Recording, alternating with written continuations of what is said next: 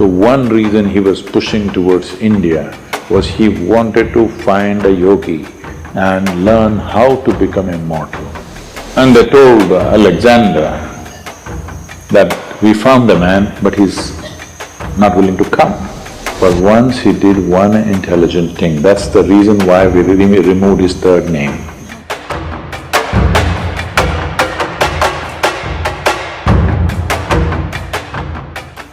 See, Alexander, in our history textbooks, school textbooks, they said Alexander the Great. They only got the first name, the middle name, they missed out the last name. His name was Alexander the Great Idiot. But because it was too long, somebody left out the last name.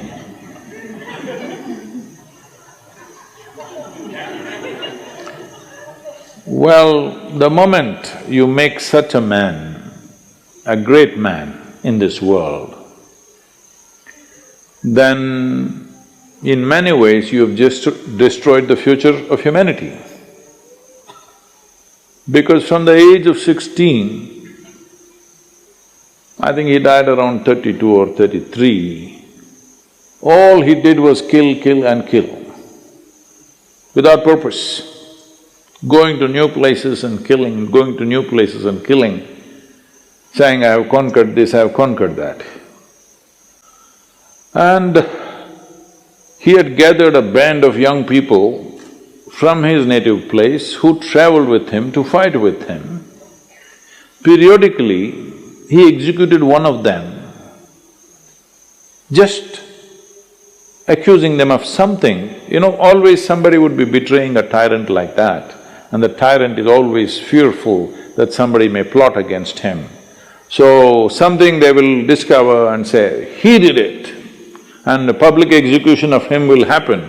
He was very close to you, he traveled with you, everything, but you just kill him so that everybody else is in line. Periodically he killed one of those people who are very close to him, just to set an example. This is the kind of man he is. He is death all the time, but he doesn't want to die. He wants everybody to die, but he doesn't want to die. So one reason he was pushing towards India was because between ancient India and Greece there has been lots of transaction in terms of mathematics, geometry, yoga. There is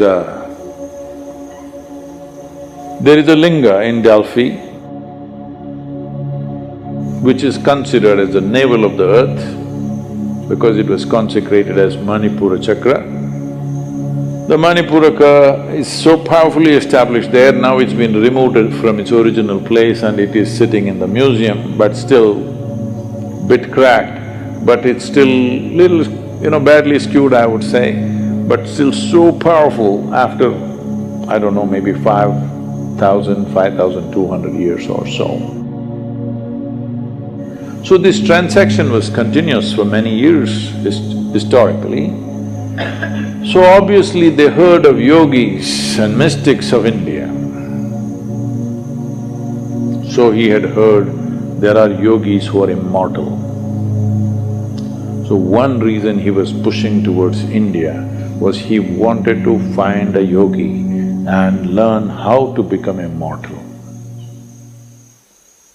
So then when he came close, when he crossed, I think Hindu Kush mountains, he crossed, right? He crossed the mountains. He came on this side. And then first thing is he sent out scouts to find what is happening out there and in case there is a yogi or a mystic, bring him. So they were looking out and then they saw a yogi sitting under a tree with just a loincloth, bare-bodied, blissed out. They went and looked at him and he said, hey, you come with us, our Sikandar wants you. If you do not know this, Even today in Afghanistan, many people take this name Iskandar or Sikandar. The original word for this is… the root word for this came from Skanda. Skanda is Shiva's son, what we call as Muruga in Tamil Nadu. Because Skanda was such a great warrior, so this word traveled. Anybody who is a great warrior became Skanda, Iskanda. Skanda, Iskanda, Sikandar, transformation happened to the word. So they said, "Yogi, come." The yogi laughed and said, "I'm not going anywhere. I'm right here."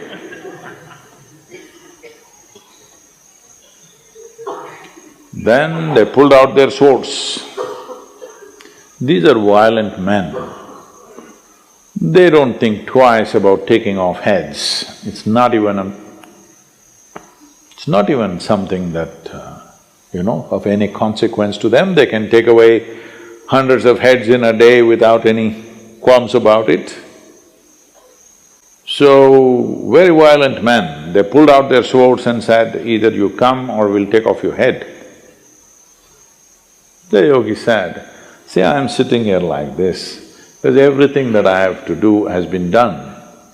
You want to take my head, you take it, but you will not get my wisdom or my intelligence. If you take my head, you can take it, you want." Then they looked at each other, that's all. See, they had never seen a man who not terrorized by the swords that they pull out, because they're not pulling out in bare, empty threat. They can take off heads, they're very good at it. They had never seen a man who's not terrorized, he's saying, "Okay, take my head." I thought, "Oh, this guy must be really immortal." If somebody says, "Okay, take my head," he must be immortal. Then they try to coax him, "Please come." He said, "No, if he wants, let him come. He wants to know about immortality, let him come." Then they said, "Oh, he knows about it, so let's not damage him in any way." And they went back and they told Alexander that, "We found the man, but he's not willing to come. So he is not a home teacher, you have to go to him, he's a school." So he himself came. So Alexander sat on his horse and with great authority you spoke, "It seems you know about immortality, I want to know about it." The yogi looked up at him and said, "First get off that stupid horse." You sit on an animal which is less intelligent than you and suddenly you become like this. You see, I don't know, the moment people sit on a horse, somehow they think they're something. If you manage to ride an animal which is far more intelligent than you, then something. Huh? You ride a dumb four-legged animal, poor thing doesn't like to carry you, but what to do? So, Alexander got down and asked, "I want to become immortal because he is not the same guy that he was 5–10 years ago. Body doesn't take this kind of beating after some time, it is slowly taking its toll." So he said, "I want to know about immortality, can you guide me?" So the yogi looked at him and he knew no amount of talking to him is not going to go anywhere. He said, "Yes, if you want immortality, this is the way." And he gave him landmarks, a difficult journey through the jungles. All these landmarks you follow, there you will find a small cave. Within that cave, there is a crystal clear pool of water, you drink a handful of water, you will become immortal. So he started out with his soldiers. Then as he followed, after 3 days, all these landmarks were coming true as it has been described. Then he looked at these 5, 6 soldiers who were with him. If these guys also drink, if they become immortal, then how to deal with them? Because all your life you dealt with everything with the putting the fear of death into people. Now if these 5, 6 soldiers drink that water and they also become immortal, this is going to be a disaster, no control. 5 immortal people on the planet, not good. Just, I am immortal, this is good. So he said, you stay here. He left them for the last leg of the journey and he went by himself. Then he found that cave. Within the cave, he saw a pool of crystal clear water. He rushed in and he was about to drink. There was a crow sitting at the other edge of the pool and the crow said, wait. He looked at the crow, fortunately water slips out of your hands, And the crow said, see, I drank this water, I don't know how many million years ago. And now I cannot die. I'm just sitting here endlessly. Just imagine, if you become immortal, you cannot even commit suicide. Hello? I want you to just imagine, this is the worst thing that can happen to you, that you cannot die one day. No relief. I'm sitting here for millions of years, there is nothing I can do. I have seen through generations of my clan, I'm not interested in anything right now, but I cannot die. Do you want my fate? He just sat there looking at the pool of water and the crow. For once he did one intelligent thing, that's the reason why we removed his third name. He walked away without drinking that. And how fortunate are we that he is not anymore here. But he looks like he's taking rebirth in many places. Many similar people keep coming up here and there, but at least he is not here.